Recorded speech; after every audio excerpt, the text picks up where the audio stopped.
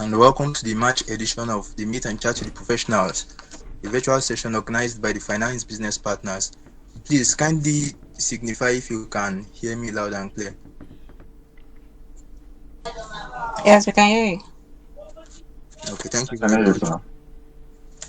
Thank you. Good evening once again, and we are glad to have you all on board for this edition of the Meet and Chat with the Professionals. Every other thing remains the same. We have just a little twitch. Our anchor, due to some unforeseen circumstances, has not been able to make it to this program for now, so I will get the program started. My name is Idris Abubakar Aliu, and we will commence the program immediately. So the topic for this evening is accelerating your career as a professional, and we have our guest speaker, Mr. Maris Ayodele Akinsulere, on board already. So we'll get started now. Okay, good evening once again. So the Finance Business Partners basically is a community of finance and accounting professionals who are committed to changing the narrative of the profession. Our aim generally is to improve the personal and career development of our community members. Over the years, we've used various platforms to attain our cause. We are still a growing community, and anyone who hasn't joined us yet can do so by using any of the links to our platform. So we have professionals, aspiring professionals, graduates, students, as well as early career starters as members, and the group or the community has been on course for years now. We've been on board for over 2 years. So presently we are your go-to community for personal and career development. So the meet and chat with the professionals, which is the virtual session that we are attending this evening, is one of the many activities that we undertake at Finance Business Partners. We inculcate or we impact our members via other mediums such as content creation. We do post on our various platforms on daily basis, as well as we organize quizzes, we organize other sessions too, we organize mentorship sessions, and a host of other things that we do on our platforms. So it's actually a good thing for any aspiring or any career starter or any career person or resource person to actually join us and be a part of the community. So our guest speaker for this evening is Mr. Maris Ayodele.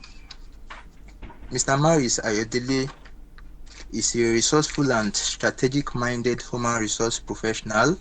He has deep interest and skills in talent acquisition, talent management, project management, team leadership, business process improvement, and management consulting.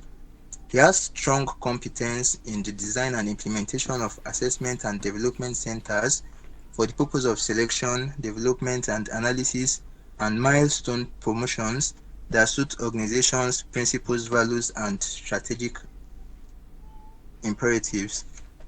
Okay, so our guest speaker has worked and supported both local and multinational organizations, meaning he has a vast knowledge and experience when it comes to human resource management. So that is why he is actually the best fit for this particular topic that I want to talk about or want to discuss this evening: accelerating your career as a professional. So what is the term career? It actually means an occupation undertaken for a significant period of a person's life and with opportunities for progress. So if we are saying that one's career is actually an occupation that he undertakes for a significant period of his life, so it's not something that he will just let to flow according to tide or according to the way that events unfold. He actually needs to be strategic and tactical in making sure that he gets to the peak of his career. Now, career management is a must if anyone expects to gain maximum success and happiness from the hours that he or she invests in the work that he undertakes on daily basis. With the continued modification and changes on our everyday work environment, the need for us to actually plan, implement processes and strategies that can actually get us to the very top of our careers cannot be overemphasized.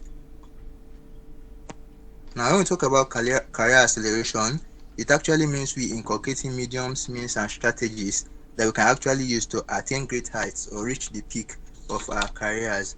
So I would be giving room for our guest speaker to actually talk to us now on the topic at hand.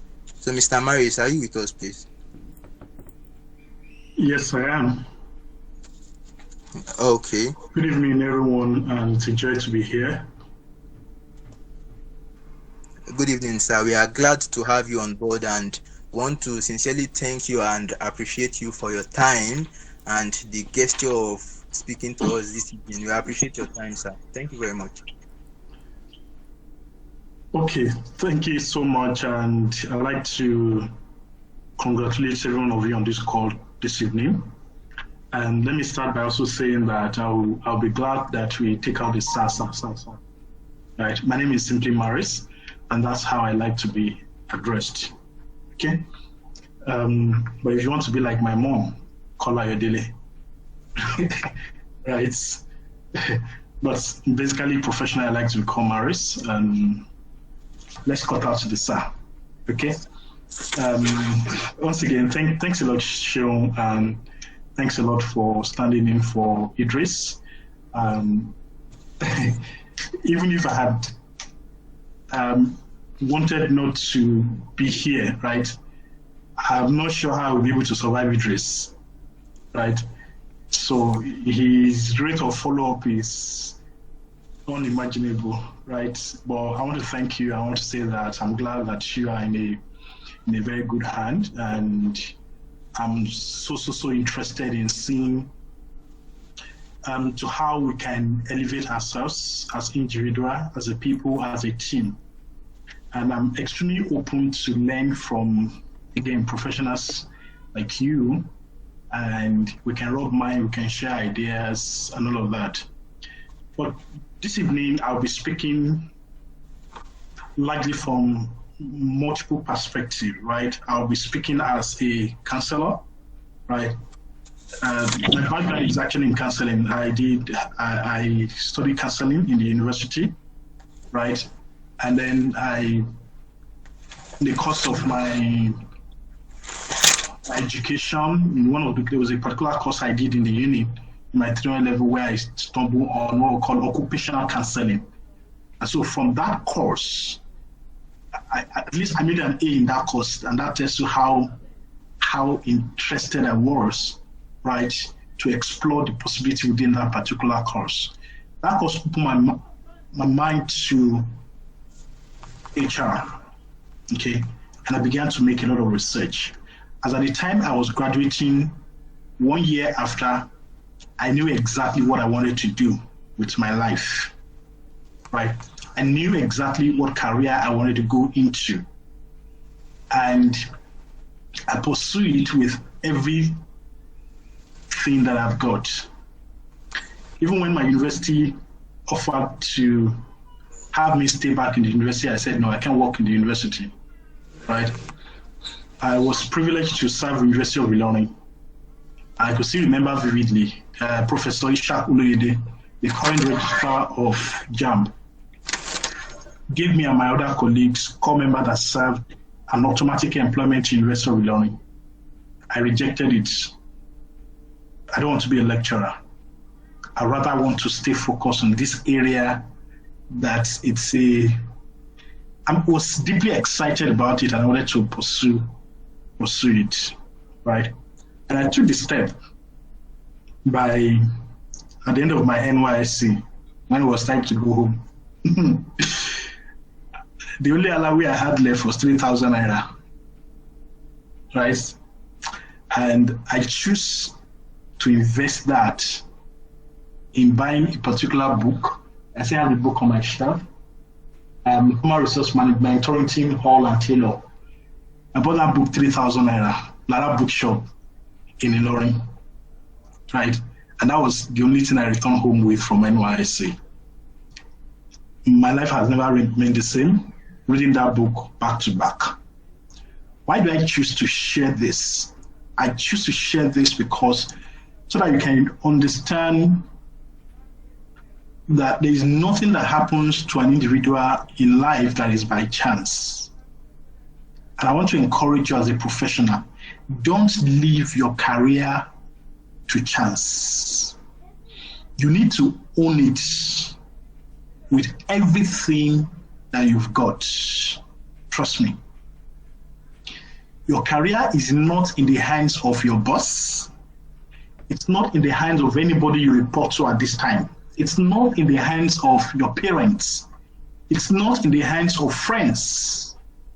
It's not in the hands of your subordinates. If you have people reporting to you, your career is your own. It's in your own hands, and the decisions you make part-time will drive the outcome as you move or as you journey along. So let me quickly share my screen and let me know if you can see my screen, right?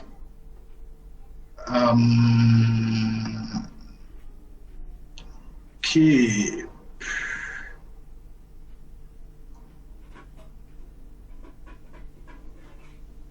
Sorry, I'm trying to see. Okay, so you can take it. So while Mr. Marais is sharing his screen, if you have any question that you would like to ask as the session progresses, you can make use of the chat box and pen down your questions, please. Thank you. Can you see my screen now? Yes, we can see your screen. Okay, so I'll be speaking to us on this particular topic today, accelerating your career as a professional. Okay, now I like to pay a lot of attention to the image you can see on my screen, right? You see 4 individuals, right? They are into what we call a team sport. Okay, and you see each of them actually has responsibility to move this boat forward, right?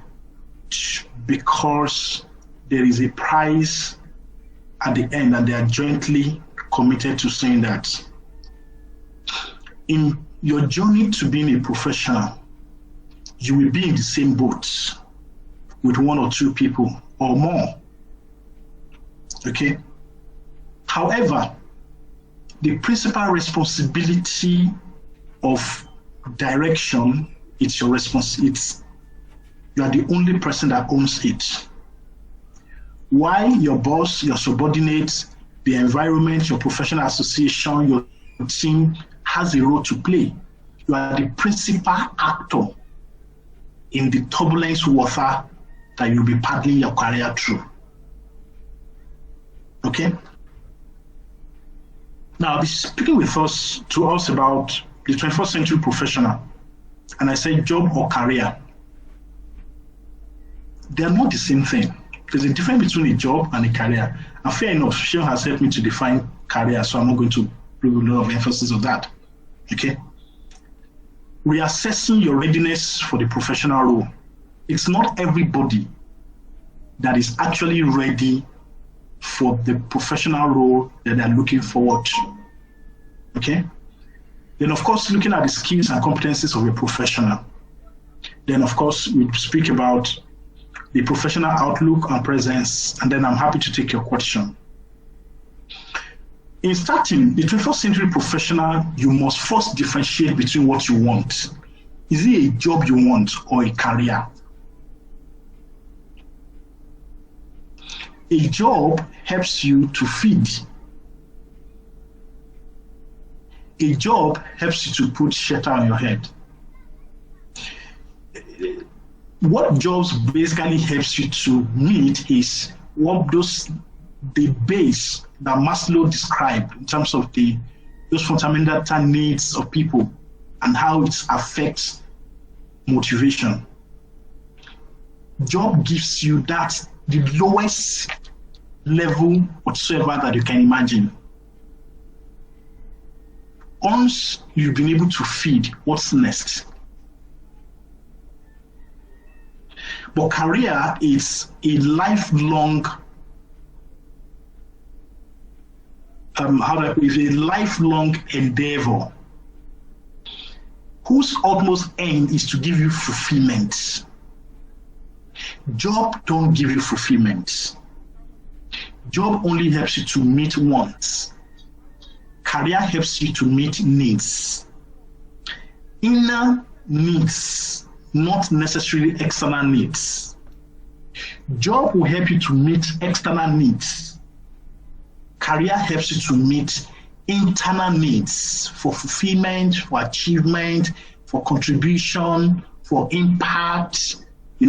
That's what career helps you to do.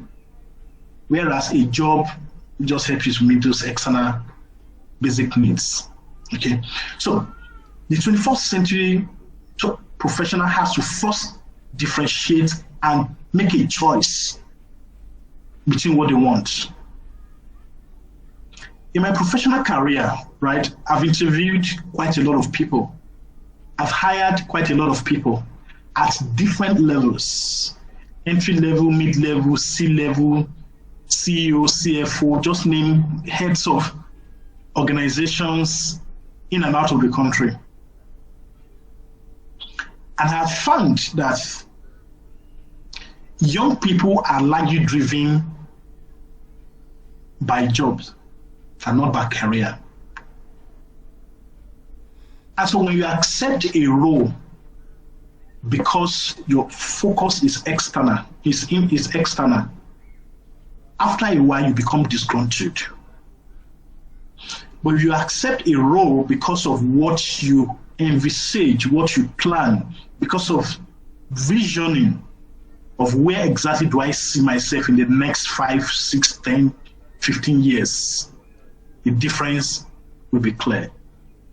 Ladies and gentlemen, I'm happy to let you know that the 21st century professional is someone who is absolutely given to visioning. You must be able to envisage where you are headed. I had the privilege early in my life, which was why I was able to turn down offer for employment from 2 universities.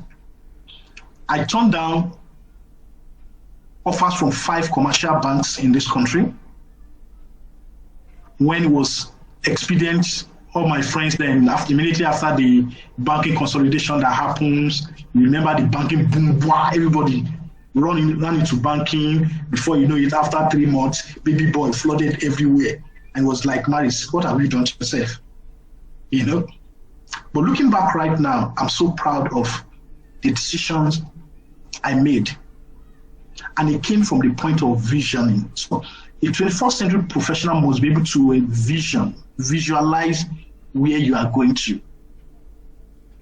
A 21st century professional must be filled with a lot of inspiration, deep internal inspiration. It must not be external. And along the path, you must be able to inspire people that work with you. You must be able to sell your vision to the team you lead. And the first team you lead is yourself. Your ability to lead yourself, sell that vision of the future to yourself, will determine whether you are able to lead every other person that will eventually be attached to you in that boat as you navigate, right, as you paddle through the ocean, very turbulent ocean of the professional work life. A 21st century professional is someone who is given to collaboration or teamwork. I asked earlier that I focus a bit on that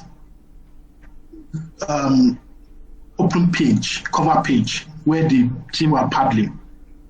It involves a lot of collaboration. It involves a lot of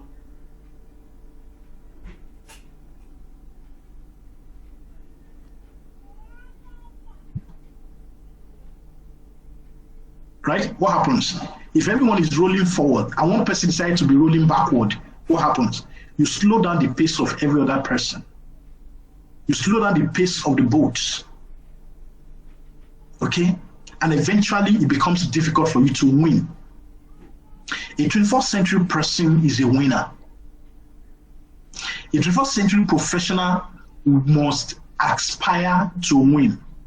However, not winning at all costs. Let me put that on record. Not winning at all costs. Not winning at the detriment of, number one, self. Not winning at the detriment of family. Not winning at the detriment of your heads. Not winning at the detriment of your team members. Not winning at the detriment of humanity and the society. But you must have that courage, that motivation to want to win. And you can win in a very, very healthy, competitive manner and ways. Trust me. A 21st century professional is an individual who leads by example. You must have sufficient courage to stay at the forefront and lead. A 21st century professional is someone who is ready to mentor and coach others. Because the more you mentor and coach others, the more you have space open up for you. Unfortunately, we live in an environment where people are scared of, if Sean knows what I know, then I become irrelevant. That's the kind of society I think we live in. And unfortunately, I think it's common within the finance profession. Pardon me. The CFO is scared that the finance manager that is working under him they will kick him out if he knows everything. The finance manager is scared that the account payable person, if he knows what I'm doing, then the company doesn't have need for me. And it cuts across different job strata anyways. But what I'm saying is, if you do not empower others, how would they open up space for you at the top?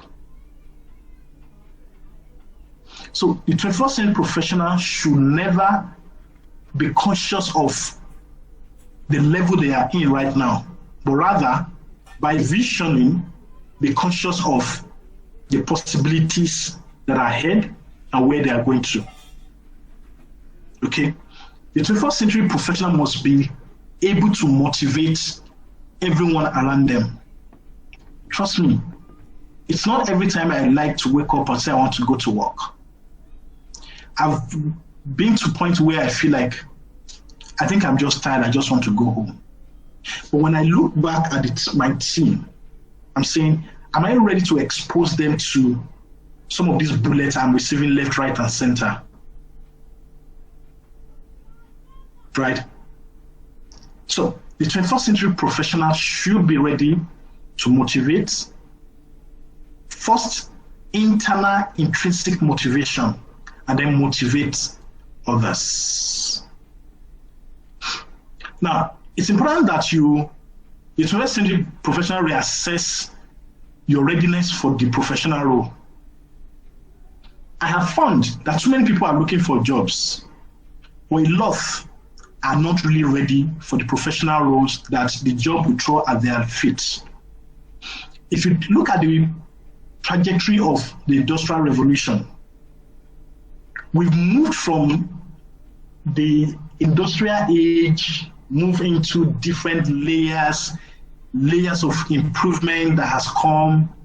And the environment we are in today is an environment where professionals are called to sit at the table. And you are a professional based on the depth of your knowledge, the breadth of the experience that you have, and of course, your network. The depth of your knowledge, the breadth of your experience, and of course, your network. So the question in reassessing your readiness is, how is the digitized world affecting your role? How is it affecting it today? How will it affect it tomorrow? The 21st century environment is information driven. In fact, over information driven. Technology is an enabler, and it's revolutionizing the way things are done. From machine learning to all manners of algorithm that is being written and configured, to artificial intelligence, to just name it. And don't be surprised, in the next 5 years, if no one carries any paper money anymore. Right? So if no one carries paper money anymore, as a finance professional, are you keying into that word right now? How well are you scaling up your skills to be able to operate in the digital world that we are moving into? The event in Russia has shown, between Russia and Ukraine, has shown that the world will move faster to digitize money and finance processes than we earlier envisaged. Trust me. So are you ready for that world? When it eventually comes, where will it find you? The next is, what are the key challenges that are facing me right now as a finance professional? You need to evaluate it. How will this role affect my life? Being a finance person, how will it affect my life? Remember earlier I said it's possible for you to win, but not winning at the detriment of several other things that I listed. And that's the point. How will it affect your life? And if already you are well established as a professional, how has the role you currently play affected your life? Have you done a thorough evaluation to see the kind of life I want to live after now? Am I sufficiently equipped to live that life? The next is, what excites me and what are my concerns? You need to be able to define it. On your job as a professional, what exactly excites you? And what are your concerns? Where will my support be when I'm struggling? And that's why I like this association, right? Sheon said that it's a safe place where you come to rub minds, share ideas, support yourself. Yes, awesome. Your professional association, whether it is ICANN, your ACCA membership, your CITN, your, CIMA, and all what have you that you have out there, both small, big, large, local, and international support systems. They are available, but you need to find out which one best meets your interest in the short run first, mid-term, and of course in the long run. Next is, how can I best relate to my boss? And I put this here because it's a lot of issues that I have seen in the workplace, right? So you have issues around toxic workplace, toxic bosses, harsh people all around us. And I've told people, it's not the organization that is toxic, it is the individuals. Your fellow professionals are the one that has those habits. So as a professional, how do you relate when you are getting into that kind of a mindset? You may have worked with a boss that is all strong, emotionally intelligent, very considerate, and all of that. Okay? And then you change job and you get into another career and you are faced with someone who is, in quotes, unbearable. How do you survive? The next is, what will others think of me? And I'm going to pick this from a perspective of what will others think of me.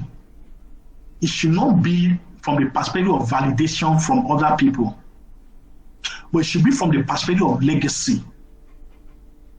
There are two different things. What will others think of me? It's like a two-edged sword. One is from the perspective of seeking validation from others. which is negative. And the other end of the sword is legacy. What kind of legacy do I want to leave behind? If I leave this organization, what will people think of me? Have I lived a good professional life? Have I lived an awesome footprint? Have I been able to help the business to grow, to transform, to improve, to remain sustainable, to live longer than I met it, to survive, to continue to thrive? So what will others think of me? Look at it from the perspective of legacy, right? And finally, what do I need to do each day to combat stress and deal with anxieties? When COVID broke out, it's again expanded some of the things that we've been going through quietly, individually, mental health issues and all of that. It's blown it open totally. Okay? The fact that some of us, we are not able to work alone individually, right? We like to work in teams and all of that, physical interaction and all of that. COVID came and put a lot of us, a lot of people under a lot of stress. The traffic stress, everything around us. What do you need to do each day to manage all of this? Okay, so it's important because if you are stressed, unconsciously, you transfer that stress, right, in your behavior or through your behavior to others. When you have anxiety, how do I manage it that doesn't affect me as a professional? And I'm going to be speaking briefly about this. I'll just close through it because of our time. Now, I call it part of assessing your readiness is for you to understand the will of your responsibility as a professional. Okay? And the first has to do with purpose. What exactly is your purpose? What exactly is the purpose of the organization you work? Understanding your own purpose, understanding the purpose of the organization you work is crucial. In the course of the week, I was speaking with an individual, and the person was narrating the experiences of people that work in multilateral organizations and compare it to people that work in for-profit organization. And he said, well, his next career will be in any of these multilateral organization. Talk about UN, WHO, and some of these guys that does this NGO and all of that. And I said, well, it's fine and it's good. But I hope you know, there's a difference there's a difference in their purposes. The multilateral organization are non-for-profits. That's their purpose. They are non-for-profits. They make money through, so they live and run their processes through donations, subventions, subscriptions, and all of that. However, a private organization is for purpose, it's for profits. They need to work twice as much to be able to deliver returns to all stakeholders. Stakeholders including you, the professional, as an employee. They have commitment to regulators. They have commitment to their shareholders. They have commitment to all manners of people. And of course, their daily revenue comes from the customer out there. So you need to understand the purpose of your organization as well as your own purpose. Number two, as a professional, you need to understand yourself. And apologies to, and I'm sure this is probably applicable in other religions too. There's a part of the scripture that says, man, know thyself. Okay? you need to know exactly who you are. What can I take? What can I tolerate? What's my breaking point? What triggers me? What calms me down? Right? I remember when I turned down the offer from University of Illinois, Professor Readiness called me. Then I was the president of the core members in the entire university. Right? So he called me and said, young man, with your passion, why don't you want to do this? And I said, sir, I can't survive in the public service, in the civil service. That was my feedback to him. I can't survive in the civil service. I can't. I was still a very young person. Of course, I was a core member then. And he said, what do I mean? I then broke it down. See, the way you people work here doesn't fit into my work pattern. That's why I've been on strike for how long now? I can't, in my full self, look at the lives of those young people. I said, because of one agitation, we will not train them. And your own children are in other universities, private university or elsewhere, living there. I can't. So it was my own understanding of myself. And I turned it down. I was out for another 1 year without any job. Trust me. But I was happy. Okay? The next part is you must know your responsibility to the people. People mean your organization, the other people within your network, your team members, the community or society you live. You have responsibility to them as a professional. For those of you who are able to live within an estate, how is the estate run? Do they keep proper accounts? You have a responsibility as a professional, as a financial professional, to step up to say, well, I'm a professional, I like to be the financial secretary of the estate association. Even if it is your house, maybe you face me, I face you. 6 rooms here, 6 rooms the other side, that's 12. But you need to organize yourself to be able to manage the common areas that you live in. Maybe NEPA brought all of you together. The toilet system brought all of you together. The water system brought all of you together. The cleaning of the environment brought all of you together. Someone must be able to step up, to take up that responsibility. That's what makes you a professional. And I just use that example to be if anyone will ever have the worst case scenario, right? So you must understand your responsibility to the people. You must understand your responsibility to the nation. And I'm so happy because this platform tends to understand their responsibility to their members. Okay, so I congratulate all of you. And you must understand what task exactly are you supposed to carry out. And tasks basically are the daily actions that you take towards actualizing your purpose.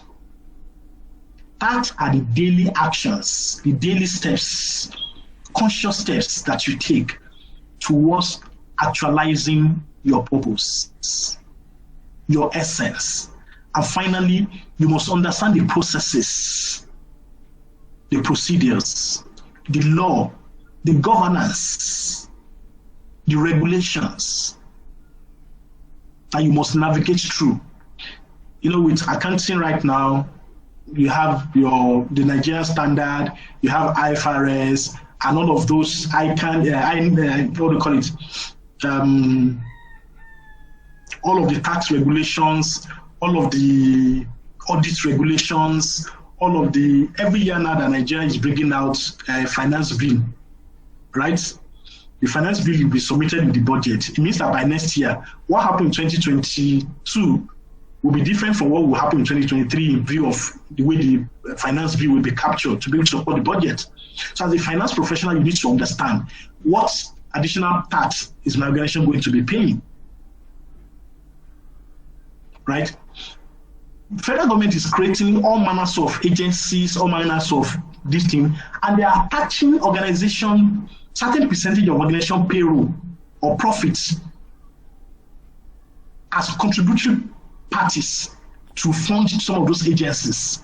You need to understand the implication of these laws to your organization, to the survival of the business, to the sustainability of the business, and of course, to you as a professional, being able to advise your organization.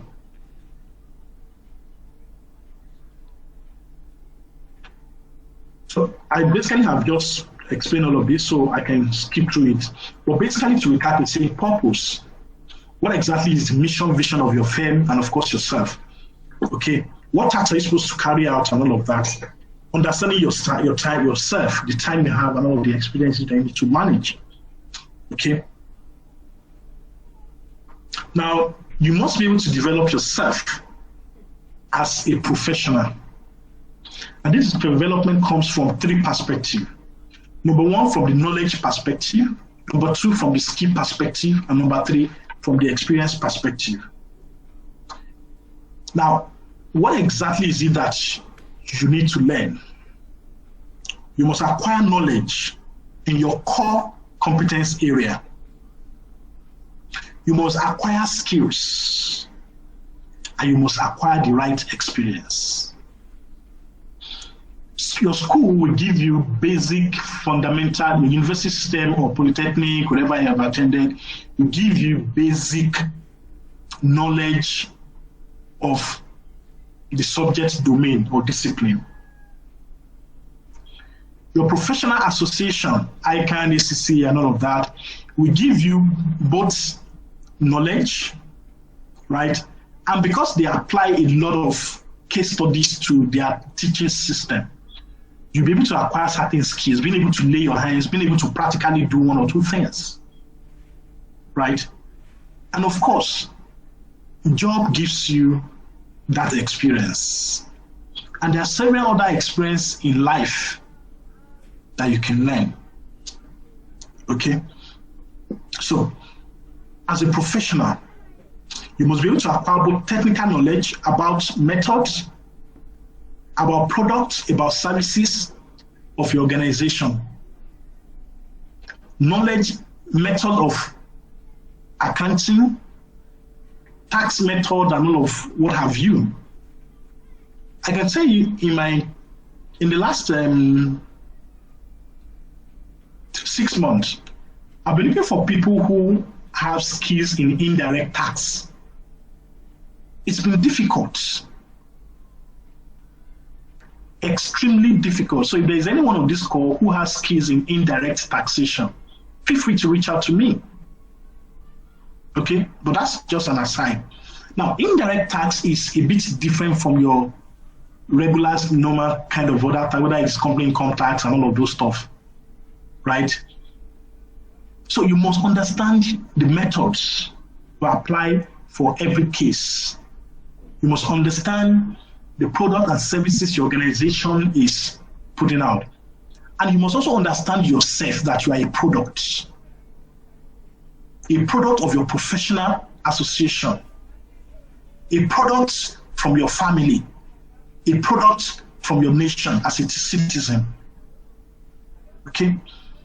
Also, knowledge of behaviors that are expected as a professional. Behaviors to lead team, to manage people, and all of that. You must have the knowledge of policies, standards, regulations, and of course, knowledge of procedures, processes, at what point does this apply, at what point does this not apply, and all of that. Of course, the next is skills. That capability to be able to perform the task that is given to you. That capability to be able to take the right actions towards achieving your goal. And the beautiful thing is this: with skill skills basically comes from repeated actions. When you have repeatedly done something over and over again, you gain mastery of it. Even if they woke you up from sleep and there is no light, you can navigate your way to where you find that thing. You will do it. That's skills.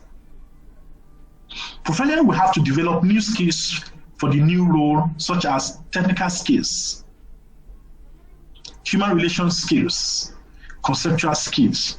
Now, the technical skills most times is a given from your university first degree, your professional membership. However, human relations skills are now needed more than ever before. And I've been in situations where I've had that our accountants are only, or financial are only interested in numbers. So you must deliberately build the human relations skills, being emotionally intelligent and all of that. And of course, conceptual skills, with what is happening today, all around us. What works yesterday will not work again tomorrow. So you must be able to expand your imagination deep into the future, to see things, connect patterns, reach out to other people, share ideas. Don't be scared that they will steal it. If they steal one, what it has always done for me is motivate me to develop as many as possible. So I'm not always scared to share my ideas with people. Experience. Again, your experience comes largely from doing that job, and of course, the networking and exposure you've had over time. And your networking starts from, again, professionally, your association, having a mentor, people that can help you access doors and all of that. Okay? Engagement in meetings and projects. You need to be visible. Don't run away from projects. Even when your desk is full, create time for the purpose of gathering the experience that is needed. Volunteer. And of course, the last part on that gaining experience is sharing with or shadowing other professionals. Be ready to share what you know.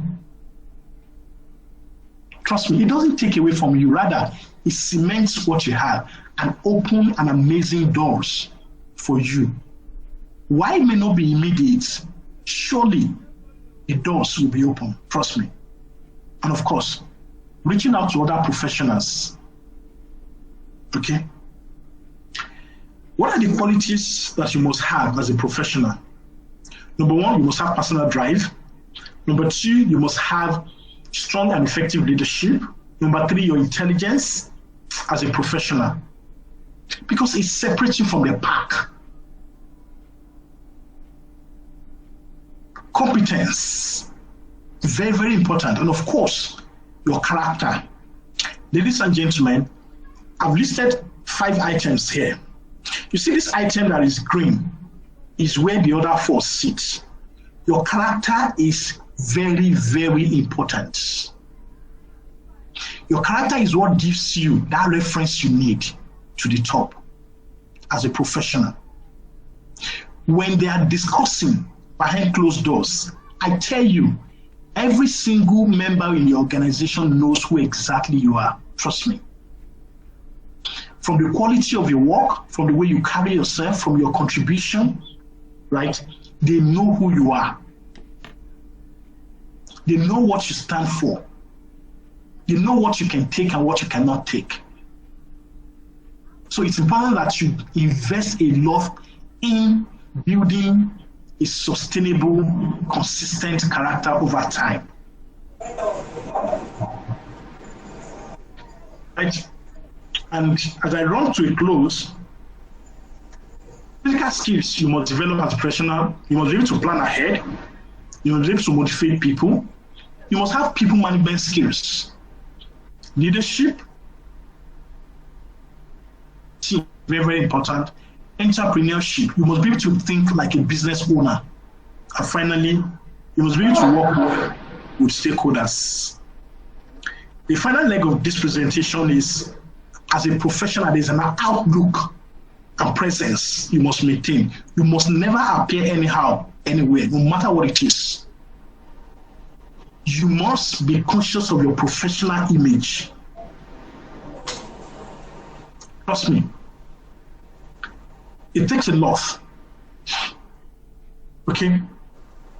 And there are cornerstones towards you advancing your career and financial success. And one of such is your professional outlook and presence as an individual. How do you carry yourself? What kind of gravitas do you portray? What kind of presence do you maintain when you get into a room? And it's not about you wearing expensive designer clothes. No. It's just about how neat you are. Okay? I say it takes seconds, 7 seconds to make an impression. Only 7 seconds. People will make an impression about who you are. Right? First impression, say within 30 seconds, people judge your economic level, your educational level, your social position, your level of sophistication, and your level of success. Within 30 seconds, people will judge it. And within 4 minutes, people will decide whether you are trustworthy, whether you have compassion. They will decide your intelligence level, how friendly you are, the level of confidence you radiate, and of course, how reliable you are. Okay? People begin to evaluate us before any words are ever spoken. Trust me. Who you are speaks so loudly, I do not hear what you say. That's Emerson. So it's very, very important that you invest in your professional outlook. Okay. Professional or business etiquettes, these are just telling you how to dress and all of that, blah, blah, like that. These are basically things you can find online and all of that. How do you combine your clothes? Right? You must understand it as a woman, as a guy. What are the things you need to be able to put on to maintain that strong professional outlook? You dress for events, right? Yes, I did some tests last time. So you dress for an event, right? You don't dress for the day. So it's very, very important. Yes. And I've seen all manners of people wear all manners of suits. You need to know what works for you. There are specific combinations for professionals, no matter what your feet are. And I know the accounting people are the most conservative people I've seen. So, please, it's important that you understand what exactly works for you. Okay? So, I'm happy to take your question. Thank you for your time. Thank you very much, sir. Maris. We really appreciate your time, Mr. Maris. So the session has been educative, informative, and has been a really, really insightful one. Okay, so now anyone that actually has a question, you can either type on the chat box or you unmute yourself and ask our guest speaker your question. But sir, before we go over to the question and answer session, I would like to implore you that regarding the issue of the indirect tax that you talked about. So now, this is the book. Can you hear me, sir? Yes, I can hear you. Someone was asking me the book I mentioned. Okay, we actually have a host of professionals in not even now we are even evolving, we are developing. We don't have only finance and accounting professionals alone. People from other fields are actually joining now. And I would like to plead that if you have openings, you can actually share with us in the community, as we have members who are competent and are on the lookout for new opportunities. Thank you. Then my own very first question is this. Okay, let's cite a case of someone that has already started a career or has chosen a path for himself now. What role does mentorship actually play in accelerating one's career? Okay, Thanks a lot. And that's a very beautiful question. I'm going to use myself as an example, right? So I mentioned that I did a course when I was in university called occupational counseling, right? Right from there, I took a step. It was when in the course of going through that course in the uni 300 level, that I was doing additional research that led me to HR. Okay? And that additional research then led me to, I was actually on the track to be making a first class out of university. Trust me. And I deliberately said, no, I don't want to make a first class. I want to be a rounded person. After that course, I decided to join 2 clubs in university. I joined the Leo Club. I joined JCI, Junior Chambers International, in the uni. That course changed my trajectory. So it was during one of my meetings in JCI, right, that someone came, was speaking to us. Typically, they bring people from outside the school system, captains of industry, some head of this thing to come and talk to us. I was from there that someone's name was mentioned, right? And that person is Adedotu Sulaiman, right? So he's one of the finest management consultants you probably find in this country today. Okay? And I started, when they mentioned the name, I went online, right? Information I know as big as it's then. I went online, I downloaded everything you can imagine about Adedotu Sulaiman. I read it back to back. I was looking for newspaper, magazine that has anything he has ever talked about, right? And the second person was Felicia Phillips, the owner of Phillips Consulting.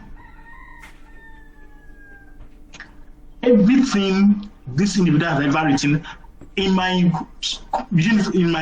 was serving then, I pulled their newspaper, magazine, cuttings, interview. I pasted it around my room as a core member. I'm speaking about role of mentorship, right? The truth of the matter is there are some people that will be your mentor, but you have never even met them physically before. Then I haven't met these individuals, but I've read a lot about them to the extent that it was as if I actually have an understanding of the way they think. And that for me was a shift. So I can tell you that mentors plays critical role in your career development. Basically, they help you to navigate through paths that are laden with substances you may not be able to see, potholes, and all of that. They will guide you through. And please, let me say this advisedly. It's not mandatory. I didn't say not important, but it's not mandatory for you to have met with them physically. As at the time I was following these 2 professionals, I haven't met them physically. I met them physically later on in my career when I got into professional work. But when I started, I didn't meet them. But I was reading anything I can read about them. Right? So they shaped my perspective about life. And for me in particular, I took a decision in 2009. It was the same day I got 2 jobs. The same day. One job would pay me 20,000 and the other pays me 50,000. The same day, 2009. Right? And I opted for the job that pays me 20,000 naira. Why? Because it was in a consulting firm. The other job was in an industry. They were going to pay me 50,000 as HR officer. And this consulting firm says, well, we can't pay you, but we can offer you 20,000 naira per month. I accepted it because it was a consulting firm. That decision was basically because of the life of Dr. Suleiman being a consultant, a management consultant person. Right? Number two, with that life, he set a standard he was not going to go below. That other job where they're going to pay me 50,000 naira, their office, the carpet was torn. The carpet in the middle of the office was torn.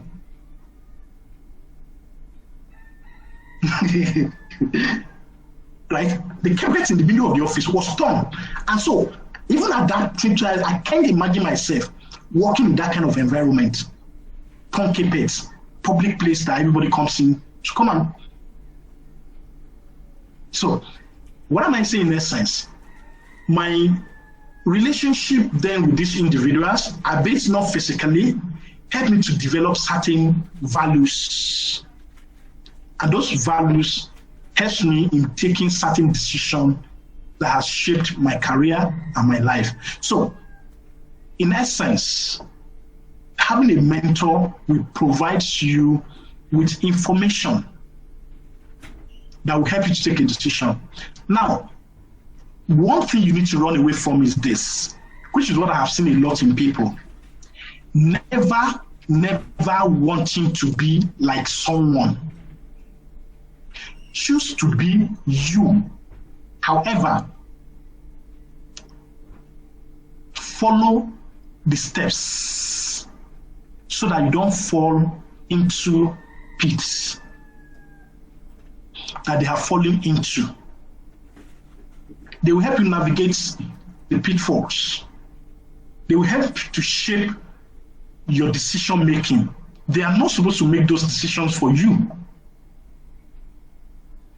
You'll be able to see how they think critically. Okay? That's what I think mentorship will do for you. Please, don't be a duplicate of someone else. Which is what I see a lot of people are trying to do today. You lose yourself in the guise of following your mentor. No, sir. No, ma. Be yourself. Thank you. Thank you very much, sir. Okay, so the next question that I have is this.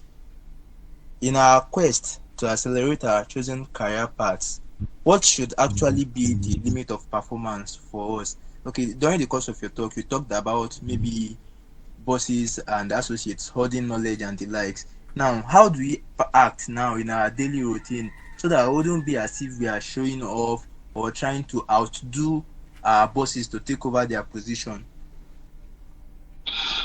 Well, I know that every job has expected deliverables. That's typically what I wanted to. Every job has expected deliverables. That's number one. Number two, your organization has set performance management system, right? For you to be promoted, again, if I use the example of where I have worked before, you need to make consistent performance at certain levels. If your mindset is, I just want to be a thoroughbred professional, I want to distinguish myself, right? Number one, do quality work. Don't be a mediocre. Have excellence as a value. If so, where people run into trouble is people know what you have been doing before, and all of a sudden, you are sucking up to people. They know when you are sucking up to them. Be consistent in your delivery. Ask for regular feedback on jobs, on tasks you have worked on. You are the one that owns your career. I want to be an A person in the organization I work. Strive to be an A person. That's your own goal. That's your own vision. Okay? So with that mindset, the point that you want to outdo yourself should never arise. Number one, I'm not in it for competition. You need to be clear about that. I'm not competing with anybody other than myself. I just want to be the best. I want to deliver the best. I want to be reliable. I want to be dependable. I'm driven by excellence. Okay, so if you have that, the way and manner you carry yourself will communicate to the other parties. I hope you know that there are a lot of things that are being said without you using words. I hope you know. We call them non-verbal communication. And for a lot of you that have attended, that have had the privilege, that have interviewed in the past, and I know this a lot, people think that it's what you say at the interview that gives you the job. No. If you meet a strong interviewer, someone who is a professional at interviewing, it's not what you say. It's those things you don't say that your body, your mind, your eyes, your mouth, the whole of your body is communicating, sending out messages, signals to me, communicating with me, but you are not saying it, or I can read it from your body language. How yourself is not consistent with what you are saying, and there's a reaction. Right? You don't know, but a properly trained interviewers knows. So it's not necessarily what you say. What you say is an addition. You can say anything at interviews. You know the nice things that interviewers want to hear, so you say it. But trust me, a thoroughbred interviewers knows what to look for. So what I'm saying in essence is, in the course of your work, there are things you are saying through your non-verbal communication that they have picked, and they evaluate beyond, far above what you say. And that's why we know whether you are sucking up to people or not, whether truly you know your onions. Okay, so you can manage your boss. You don't overdo things. How would overdo even come when you have set a standard for yourself? Carry everybody along. Seek for feedback from your bosses or from people you work with, both top and those you supervise, meaning your subordinates. Seek feedback from your subordinates. Yes, be open to feedback. Let your subordinates give you feedback. Hey, Idris, you don't work on this project. What area do you think I need to improve on so that we can do better? Do you see the way I behave on that project? Do you think that's the right approach? Yes, they will give you honest feedback, trust me. Okay, so I hope I've been able to answer your question, really. Yes, thank you very much, sir. Okay. I think there's a question in the chat box.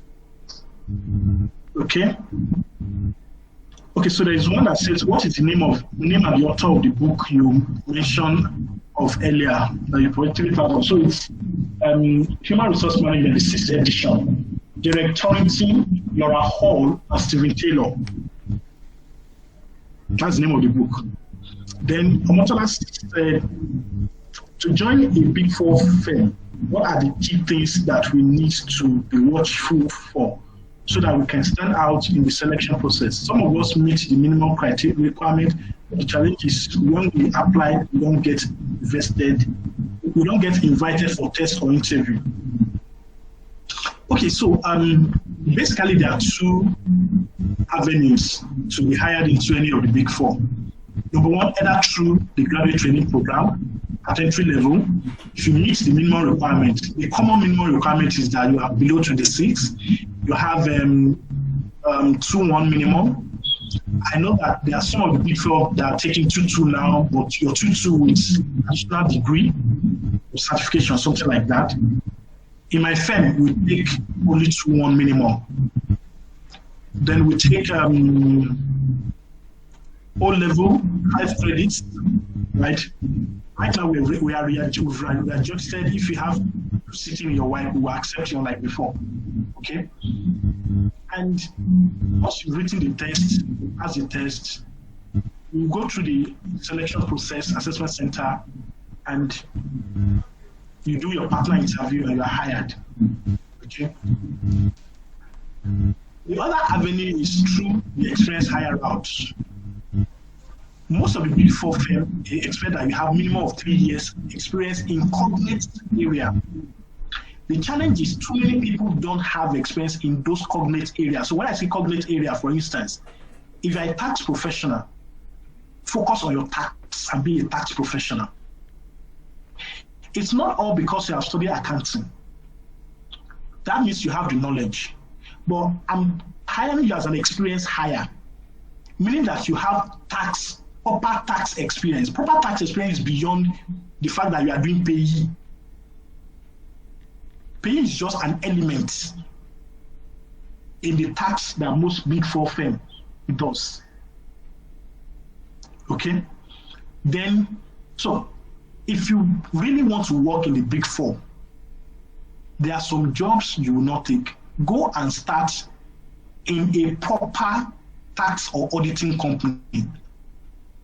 And there are those tier 2, tier 3 firms you can start from if you meet the minimum requirements. But too many people are working in regular organizations as a finance person, right? Where you do only Peter. You submit, what do you call it? You file at Lagos State, LRS and all of that, FRS, and you think you have done tax. No. There are deeper tax advice that you need to sit down, give opinion that a company will be able to take to engage government and engage their stakeholders, engage investors and all of those stuff. That's number one. So that's why the 3 years relevant experience is very, very important.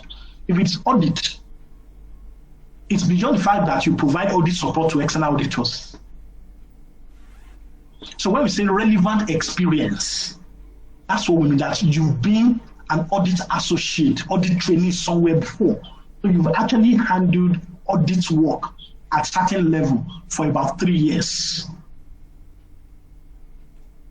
Okay? And now, for people who have been in the finance function, we have a new unit now we call Accounting Advisory Services. So that unit provides opportunity for everyone who have done normal accounting, normal finance function, whether account payable, account whatever, account receivable in other organization before. You've been a finance business partner in an organization. So we have a unit now that now hires people into that, right? That does this normal accounting work for organization and all of that. This basically, the kind of skill set required there is separate from the skill set that are required for the tax and of course the audit function. And of course, beside that, we also have accountants within our financial risk management environment. We have accounting professional, finance professional within our deal advisory or called transactional services. Those are guys that deal with valuation, financial modeling, that deals with due diligence for an organization that wants to go into acquisition, buying acquisition, valuation, and all of those stuff. Merger and acquisition, valuation work, and all of those stuff. And it's a lot of work, trust me. Okay? So, if you're a finance person here, you need to understand, depending on where your career trajectory is, you need to be able to understand what corporate finance is, what financial modeling is, how do you run those models, right? Using Excel and some other tools that are now available out there. Okay, so it's very, very important that you improve your skill set to be able to be invited. So, and the final part is that you need to understand at the point you apply for that job, are there really vacancy? Because here I also have found out that too many job seekers think that is their entitlement. The moment you apply, I should invite you. No, sir, no, ma. At the point you apply, if I don't have any job, I will not invite you. If I don't have any vacancy, I will not invite you. For instance, if the vacancy available is in financial risk management, for instance, and your own experience, it's largely around accounts payable. Though you have accounting background, you are a chartered accountant, but the skill set are totally different. The experience required are totally different. Okay? And the final part is this, right? There's a difference between working in the consulting environment and working in industry. And you need to understand this very well. Working in consulting environment, which is where you have some tier 3, tier 2, then of course the big 4. My time and everything I do is based on clients' demand. I'm solving a particular problem for my clients. That problem, I'm not solving it for myself as an organization. Unlike what you do if you work in the industry, meaning that you work with a bank, a Nestle, a Cadbury, an oil and gas. So our approach to work is totally different. The clients dictate my time. And that's why the big 4, they bill per hour. In your regular industry, you don't bill per hour is when you finish the work. So work that will take you about 5 days to be done in your normal industry. In consulting, they will ask you finish it in 1 day, in 2 days. Why? Because it is the clients that needs it. The clients needs the feedback to be able to do 1 or 2 things, to take a decision. Okay, so that's the difference. So you need to know that there are lots of things beyond the qualification, beyond the fact that you assume you met the criteria. There are quite a lot of other considerations that goes into it. Okay, so I hope I've been able to answer that question. What of someone who has been in internal audit? Yes, we have an internal audit. In fact, there's a reason why we actually separated. We have an audit unit and we have an external audit team. Our internal audit team, we call it IAC, sits in our advisory services, not within audit. Right? And that's how some of the big 4 are structured. Okay? How do they navigate into the external audit even when ACA has no consulting experience? Well, it's for you to get into there early enough. If your goal is to be in external audit, okay, navigate your way into it early enough through the things you do. Through deliberately volunteering your time, even with some of the small audit firms, to learn what they do while you still keep your internal audits this thing. It's about networking, trust me. You remember I said earlier when I was talking about experience, networking plays a significant role, right? And networking is not necessarily about who you know within the organization, no.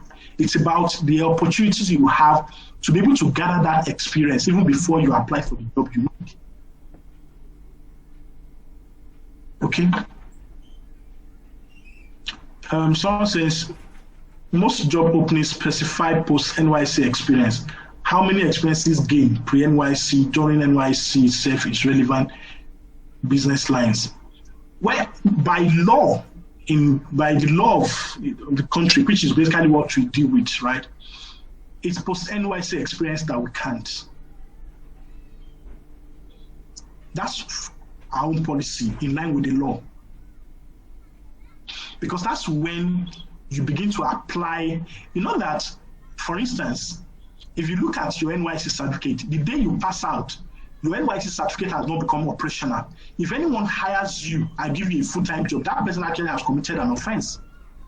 Because your NYC certificate will become operational in 3 weeks. If you look at it very well, go and look at the day you pass out. And the date that your NYC certificate becomes operational is 3 weeks in between. So if you are hired the same day you pass out, the company actually has contravened the law. Okay, so the essence is that what we can is post NYC about your career. and separate what you want. Is it a job or a career that you want? Okay. So I think that, and I've had this argument a lot, that they are asking for XY number of years experience.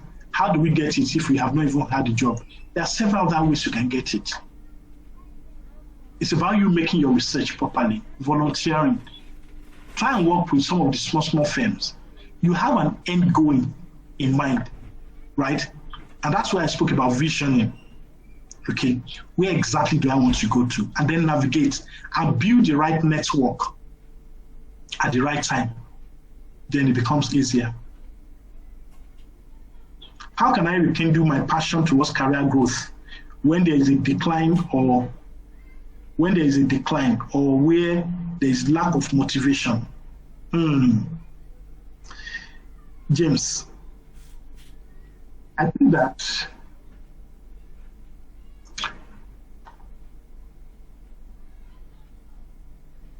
knowing where you are going to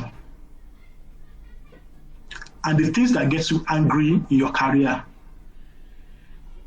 should be enough, at least should be the starting point for you to rekindle your passion.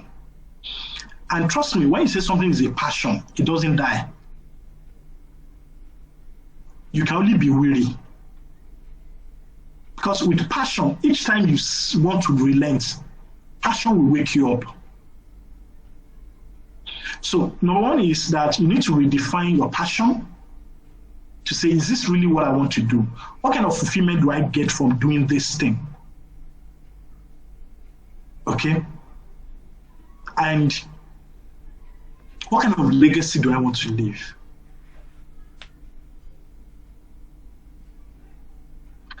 You know, and let me share this example.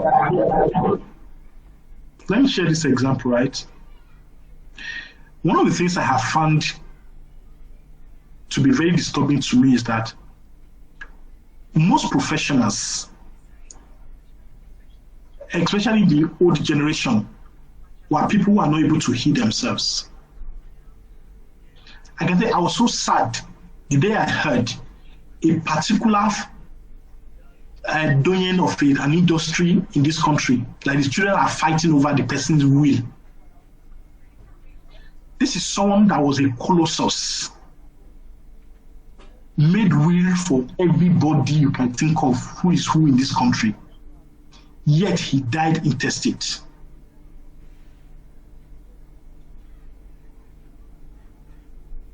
I was very sad. Trust me. Right? So, you need to define what legacy do I want to leave. And with that, trust me, you can rekindle your passion. But then, take it slowly. Don't rush yourself. Don't push yourself. One step at a time will get you there. Oftentimes, what I have found is, like everything in Nigeria, we try to rush everything. And in the end, we are not properly grounded. I'm sorry. The calamity that is coming to the workforce in the next 5 to 10 years will be unimaginable. You know why? The way we have rushed our children through school, nursery, primary, kinder, what do you call it? Crèche, daycare, nursery, primary. They didn't finish primary 6. From primary 4, they jump into secondary school. From secondary school, they jump into university. And then you see all manners of immature people getting into the workplace. It's a time bomb. Right? It's a time bomb that is coming. Okay? So, I will say my own. The human psychology takes processes. You can't cheat nature. Let me just put it that way. Nature, your body, this body, your brain, right? develops at certain period. There are certain things supposed to be able to carry at certain age. If you begin to load it with things that it doesn't have the capability to carry, you will stunt the growth. See, that growth that did not happen, you actually need it sometimes in the future. But because the growth did not happen in your brain, you are done for life. That's why in the US, in the UK, there is how rich you can be. If your child is not 5 years, you cannot take that child to any school. Research has made it possible. My program, I study guidance and counseling. It's 98% psychology, right? So the way they build their society and the depth of research that is inculcated into the way their society is structured, we don't do it here. Yet we want the same results that they have. It's not going to happen. Trust me. So what am I saying in essence is that take your growth on a gradual basis, step by step. If you jump up, you will come down. Trust me. But take the stairs, walk up the ladder, be well grounded, have depth and breadth. Not the cosmetics you see everywhere. A lot of people apply Mary Kay, Zaron on their career, and after a while, when you put them to the scale, they're just like bread that is dropped into water. Okay, so pardon me. So I'm sure you have all it takes to rekindle your passion. But please, the essence of the story I told is to help you understand that you need to take it one step at a time. Let me share one other examples, right? And this is common within the accounting profession. I see a lot of people going forward to write ACCA and abandoning ICANN. The question I've asked some of the people that have reached out to me is, what is your career goal? What is your end point? What is driving you in selecting these two organizations? That's okay, I want to write ACCA and not ICANN. ICANN is your local exam. Even if you have ACCA, you cannot do some filing in Nigeria because ICANN requires your stamp. Sorry, the regulatory agency requires your stamp. If you want to go and live abroad, or you want to work in multinational companies, where maybe ACCA gives you that leverage, but still within there, if you are not able to stamp certain filing, your ACCA is useless. But because of their operating model, they will operate within multiple jurisdictions, where your ACCA will be fine. So you need to look at the end game for you. And I'm not saying ACCA is not good. ACCA is awesome, right? I hire from there, but there are reasons why we do. So you must understand why you choose which professional exam first to write ahead of the other. That's just the point I'm trying to make. Okay? Is it mandatory one have any experience? Maybe an internship when applying for a job, even as a fresh graduate. As a fresh graduate, I don't need any experience from you. That's why it's graduates. Graduate means you just come out of school. So you don't need any experience whatsoever. However, there are actually experiences you had in the course of going through school, in the course of even managing yourself. The work environment is about management of and redistribution of resources.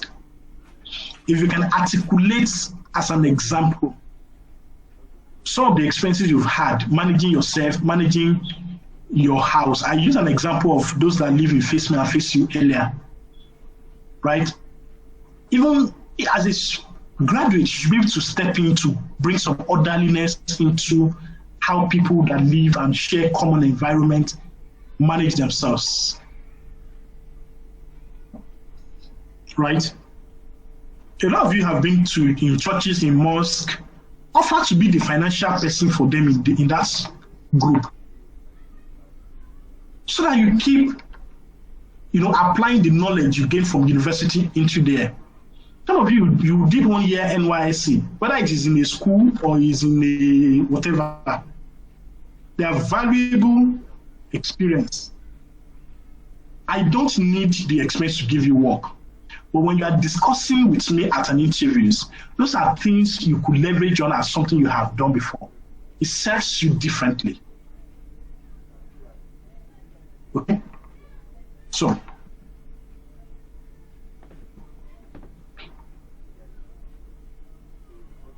I hope that answers your question, Tosin. So at entry-level job, I don't need any professional work experience.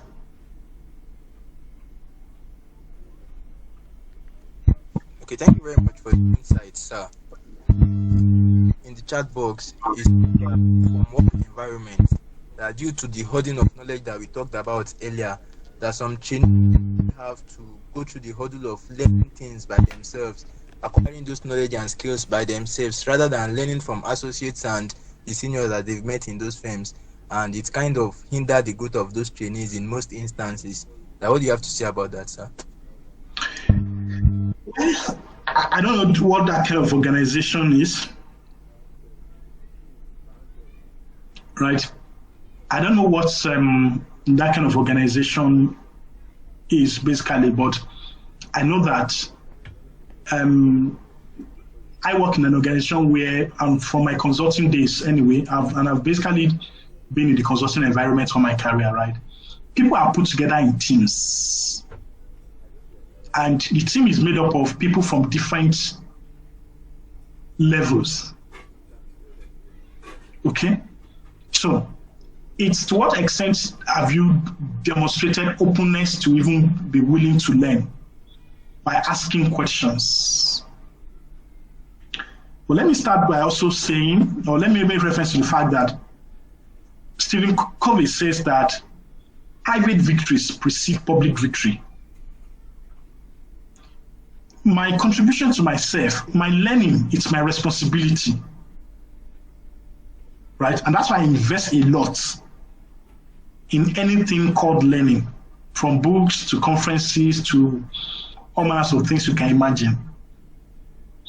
So first, I want to equip myself. So when I'm asking questions, I'm actually asking questions that are probing, that are stimulating. Then people want to listen to me. I'm asking questions that are, how do I put it? Questions that stimulate people to, even what you don't know, you have to be forced to go and learn it, right? So you're the one that is number one responsible for your learning. So acquire it through other means. If the people you have in your team cannot teach you, there are other people. Look out for people. And it's simple. Africa is a place where, pardon me to say this, where we think that asking questions is stupid. No. Asking questions is not stupid. In fact, it's one of the finest things you can ever do in life. Ask questions, no matter how stupid it may be. Here is an area where, rather than use our brain to think, we use our brain to store information. No. Information is supposed to be stored in books, in notes, and all of that. Your brain, your mind is for thinking. Free it of all the things we dump there from, say primary school. We don't cram a lot of things and go and pour down. In secondary school, we cram a lot of things, go and dump down. In university, we cram everything, go and dump down. And so we think that everything has to be here. No. The brain is for thinking. And then you have memory that is actually supposed to be for a short time. Pour it out into book, into journals, into notes. That's why pen and paper and notes are made. And free your brain to be able to think critically. So go and meet someone else. Maris, there's this thing I'm working on. Oh, please, can you help me? When can I even book a time? I'd like to book a time for you to take me through something.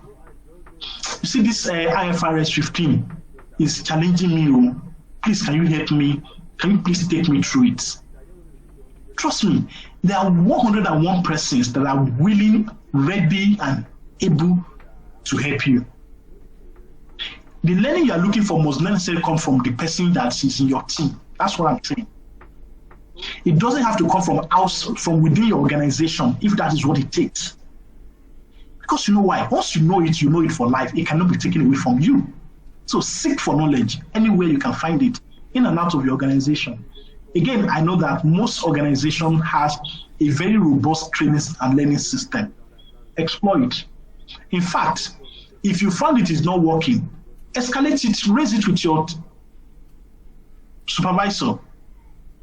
I think the team will need this knowledge. Raise it with your HR training department. I think we will need knowledge of IFRS or whatever it is in my team, in my unit. And then the person ideally supposed to then see how I can make it, whether company-wide, so that I can have more delegates to go through that training. So please feel free to ask those questions and reach out. Someone says that I noticed you mentioned age limit, but your organization in UK doesn't give age limit when applying there. Please, can you help us on this? Yes, Sukomi, the truth of the matter is the two environments are not absolutely the same. That's number one. Number two, people in the UK will never apply for jobs they are not qualified for. I'm speaking from experience. Yes. If anyone in the UK apply for jobs they are not qualified for, they are Nigerians or they are from Africa. The whites will never apply for jobs they are not qualified for. So there's no point. So when they say this job is this level, they will not apply for it. But here, you have, number one, too many people applying for the same job. And too many of them are actually not qualified. Number two, the organization demographics plays a significant role in capping roles by age. For example, if the oldest person within the team is 27 years old, knowing who we are, you then bring a 30-year-old person into the team and say, am I your mate? So you're already causing forming problems within that team. Here we have a lot of egos with respect to our age, where we come from. You want to be called brother. And for instance, I have to beg Ishion to call me Maris. It was sa. No, I don't want. Right? So organization will look at the demographics of the team that is existing and say, how do I fit people of the same age brackets to be within this team so that they can relate freely, they can think, communicate freely, they can brainstorm freely without friction. So those are some of the things that are behind organizations crafting some of these requirements. And they will not tell you, trust me. The second is, it's a filtering process. Already I narrated an experience, and I'm happy to share this, right? The average age of people coming out of university today, it's about 21, average age, 21. So it means that if you are already 26, you are disadvantaged to some extent. Except those of you that went to public school. And trust me on public university, trust me on this. Average age of people coming out is 21. If you extend it so much, you probably get 22. But the average, it's 21. Right? So it's about that balance within the team. That's why organizations will set those limits. Okay? So for UK, I've given you the instance. They will not apply for jobs they are not qualified for. Okay? Any other question? Is there any question I've made on the chat box? Yes, actually skip my question. Which one? Just direct me to it. Jayola Latifu. Jayola, okay. How many years can one stay on the job to be competent on the job? So being competent on the job is not a function of years of experience. Some jobs requires, for instance, let me give you this example. Within the tech space, right, there are people who are excellent programmers within just 1 year. They are excellent back-end developer.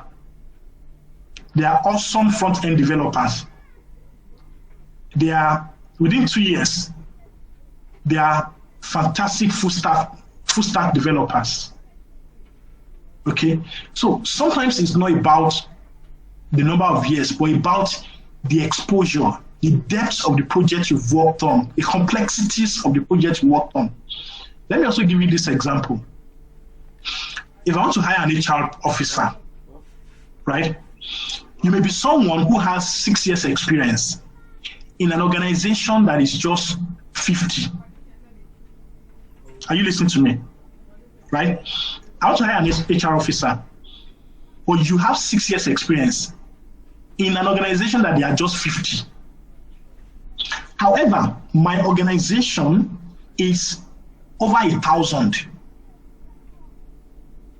So if you have 1 year experience or 2 years experience from a 1,000 workforce, I will prioritize you over someone who has 6 years in a 50-man organization. You know why? You have not handled the complexity of what this person has handled in 2 years. It's like an accountant who is running a balance sheet of 200 million. And you want to put that person to come and run a balance sheet of 5 billion. Pardon me.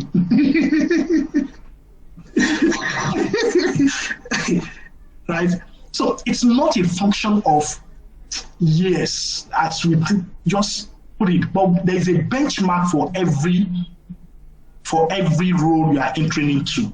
So for us within the Big Four, we say for you to be able to, so there's also maturity that comes with this stuff, being able to be in that work environment, right?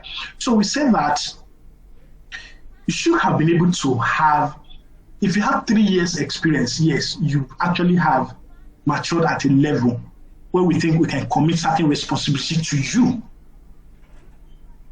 Because if you come in and it's the analyst that resumed a year ago, because most of the Big Four promotes, in some of their function, promotes every year, right? Someone that has spent 1 year in the Big Four, and you are coming from outside, you spend 4 years.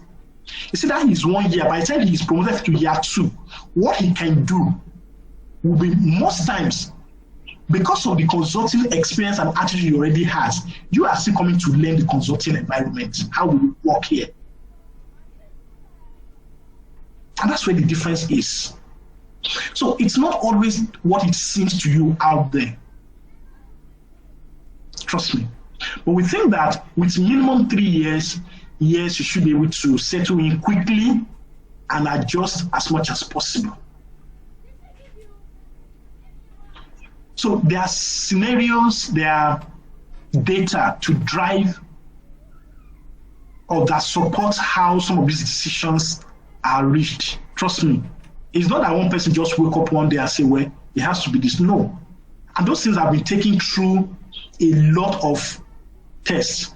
In fact, the data came from people who are actually hired and some of these considerations were not seen. I would then go back, so what are the issues? What went wrong?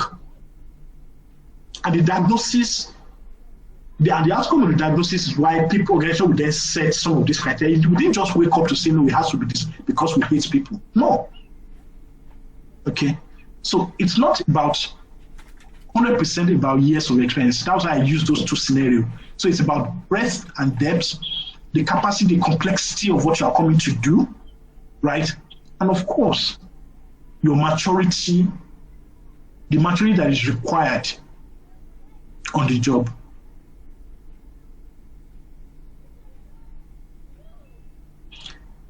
Maris, as an HR professional. So you're not done with that question aside, but before you move to the next question, please. That is, I should go back to Latifat. Yes. Okay, Latifat, what's your other question? Okay, second question. For someone who has a higher national diploma in accounting and is almost done with ICANN exam, what other degree or professional course should the person consider, BSc or CFA? The question is, where do you want to work? That will always be what's your career focus? Right? And let me tell you the difference between CFA and between the BSc accounting and HND accounting. Professionally, and please, this is my own professional observation based on the volume and the quality of work I have done. It's my own professional opinion, right? I think that if you want to hire accountants, hire from the Polytechnic. If you want to hire finance people, hire from the university. I'll repeat it. Tomorrow, a lot of you will be business owners. If you want to hire accountants, hire from the Polytechnic, HND.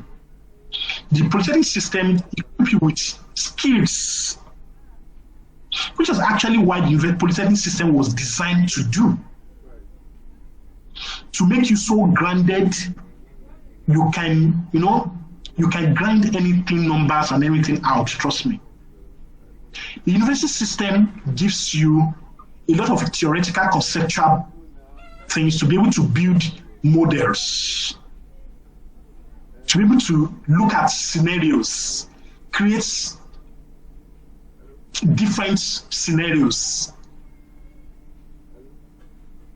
The university system prepare you for the finance role, not for the account role. There are two different things.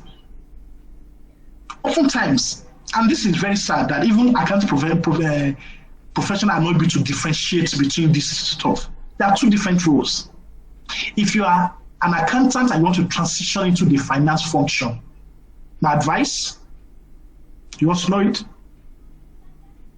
Go and do an MBA or you do a bachelor's degree. But of course, as your ICANN and all of that, whether you are HND, whatever should be your professional qualification, it's a given. But I'm just helping you to differentiate between when an organization is looking for a finance person, it's different.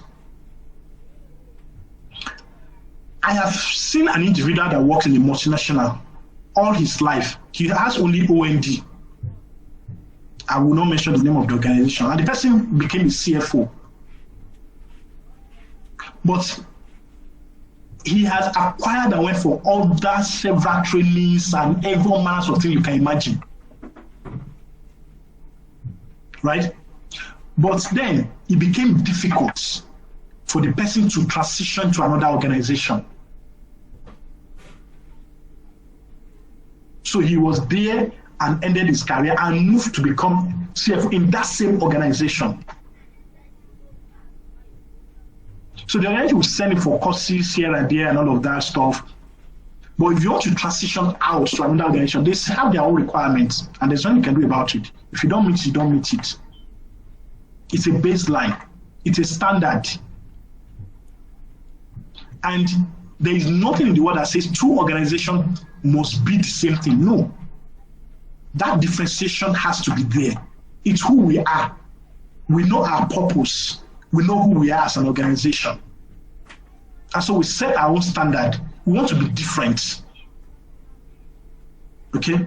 So, early enough, again, you must determine what you want. Do you want to be an accountant? Do you want to be a finance person? They are not the same thing, and you must decide. Every organization needs both. Trust me.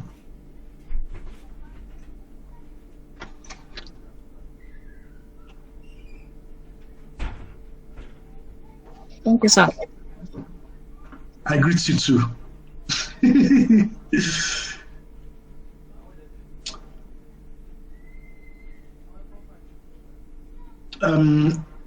Each is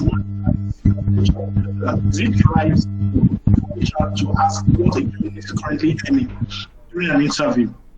How do candidates respond to this if they feel uncomfortable? The truth of the matter is, there is nothing right, there is nothing wrong. It's all about information.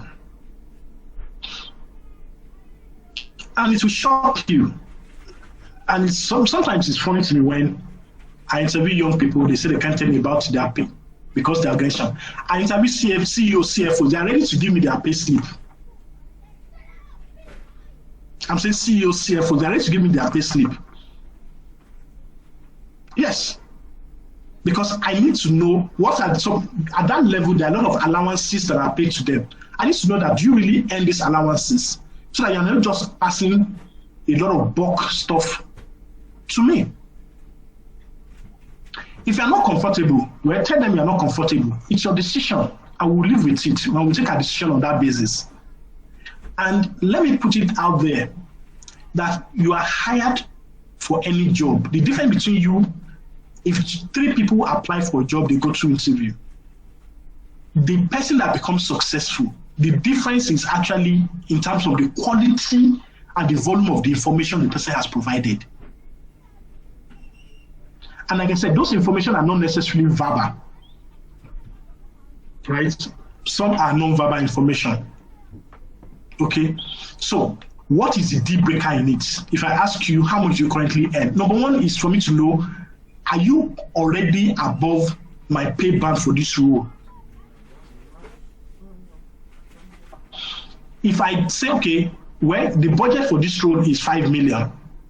If I decide to match your current pay, will you be able to come? If you apply for job overseas, they put the salary range there.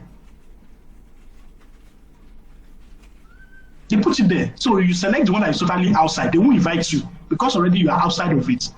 But here we give opportunity to people. Okay, let's see how many people we can bring in. We can go grant the opportunity. We don't want to show people because people have taken, even at the point I have benchmark, right? If I interview you and say that you are good, I can go and negotiate and get you another level. But outside, once you click the one that is outside the pay band, they will not shortlist you because it's already configured at the background that anyone that selects this range don't shortlist. It's already computerized that way. And that's why they will not call you. So you need to understand it and choose, what do I want to do? If you're not comfortable, feel free to say you're not comfortable. It's not a deal or die stuff. And please, let me let you know this. Job or interview is not a slave-master relationship. It's an exchange of value. Don't let anyone talk down on you. Don't let anyone bamboozle you. Don't let anyone look down on you in the course of in the name of I want you to give you a job. No, they're not giving you a job. You have value you want to deliver to them, and in exchange, they pay you compensation. That's why it's called compensation for the value you are bringing to the company. Job is not a master-slave relationship, and you should never settle for it. Okay, someone said I skip. These are our question. James. Okay, let me go and look for your question, James.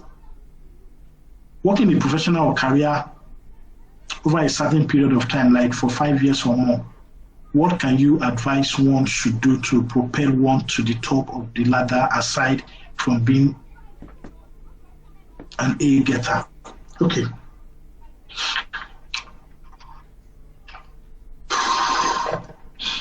Five years, right? I think within 5 years, right, you should have built sufficient leadership capacity. So let me break this down, right? And this is for James and every other person. at entry level, an interviewer is looking at your behavioral competencies. Again, I'm talking about people that interview properly. I'm not talking about just anyhow goals or kind of organization that you have out there. Proper organization that interview properly. We look for, at entry level, we are looking for your behavior. Will you fit into this place?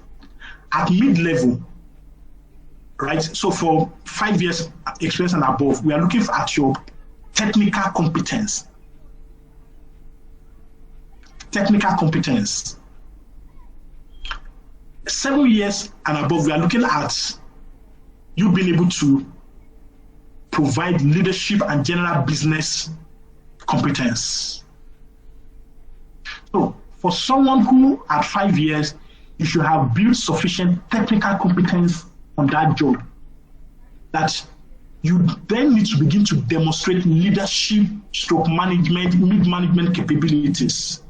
If you do not demonstrate leadership, stroke mid-management capabilities, they will not promote you, trust me. Because you are supposed to be promoted into the job based on the capacity you've been demonstrating. But here is what we have. Too many people think that you should be promoted because you have spent 10 years on that job. No, sir, no, ma'am. If you spend 10 years and you are still working and delivering results like someone that resumed yesterday, that's where you will be. On competencies, you begin to demonstrate that you understand the business in and out. You can speak and lead team. You may have 7 years as well, but you've not even been able to lead yourself. Your work is still full of errors. Your work is still costing the organization a lot because of mistakes and error. Nobody is going to allow you to move you higher and then ask you to be supervising people. No. Because what you have eventually is people you are supervising may eventually know more than you. So what is the solution? Number one, increase your knowledge base. Number two, increase your experience through doing all manners of things to, again, improve. Volunteer yourself to take on some projects, to be part of some projects. So as you participate in those projects, people begin to notice where this person is doing this. So, and then when another opportunity arises, they will know this person, he was with us on this project and he did very well. He can operate in that role. That's how you move. Number three is network. Sometimes you need to get out of the organization for you to have clarity.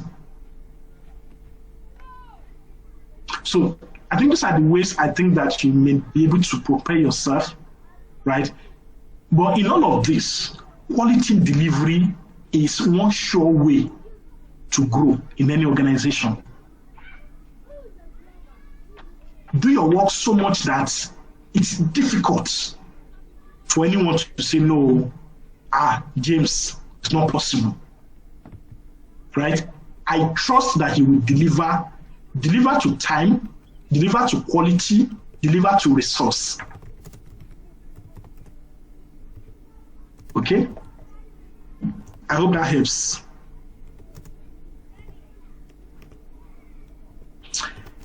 Ijoma, how do you deal with a supervisor that doesn't guide you on what to do properly? The scenario is more like you are struggling to have a focus on what you do. Okay. Guys, let me tell you this truth. I'm not scared to be vulnerable. I'll repeat myself. I am not scared to be vulnerable. If I don't know, I'll say, Latifat, I don't know this thing yet, so can you please take me through it? Just teach me once, I'll know it. Or I'll go and make my research. I'll go and look for someone who can help me and learn that thing. I'll then come back to my supervisor. Hey, Latifat, you know this thing you gave to me? I've been struggling, In fact, I've gone to meet Maris. Maris put me through. I understand it to this extent. Please, can you explain it to me? That's you being vulnerable. It doesn't mean you're an idiot. You see, the problem we have is that we want to prove that we know and we don't know it. And it's a problem. Be vulnerable. There is nobody that is an island. You can never know anything finish. Trust me. You can't. Because new things are coming up on a daily basis. There are new changes that are happening all around us. Per second. Sorry, it's per second billing. And some of these things are happening. And so you cannot rely on what you know yesterday. So be happy and be super excited to say, well, I'm happy to take this, but please, can I come and spend some time with you during break? It's also the way you communicate these things. Oh, I don't want them to know that I don't know how to do it. Oh, and then you are struggling. You will struggle. Please be open-minded. And let me tell you this, guys. I have found out that the reason why a lot of us struggle in our career is because we take the job as on a competitive basis. Don't compete with anybody. Just do your work. Do your work and shine your shine. Yes. Do your work. It's not about competition. Just do your work and stand out. Let your work speak for you. Okay? I think that will be my feedback to you. Thank you very much, sir, for the insights and the apt answers that you provided to all the questions. Yeah, very grateful for the time you've spent with us, and we'll be Have I spent any time like that? Wow, it's fantastic already. Awesome. We appreciate your time and your gestures, sir. We are looking forward to future collaborations with you, and we'll be looking towards having you as a mentor in our community, sir. We'll discuss that after the session. We'll take it up from this. Thank you very much. Thank you for your time. I thank you guys, and I hope that I'm not too harsh on you. I can be very brutal, right? So I like to say things the way they are, right? No one, I know that you cannot kill me. So, and I'm not interested in being politically correct. I'm not a politician. Right? Thank you so much, sir. But I hope that you've been able to have some value. Thank you for having me, and it's a joy to be here, right? But please don't let anybody look down on you. Never, for whatever thing, whether job or whatever it is. Have your confidence. Okay? Thank you, and enjoy the rest of your evening. And you too, sir. Thank you. All right. Thank you for having me. Bye.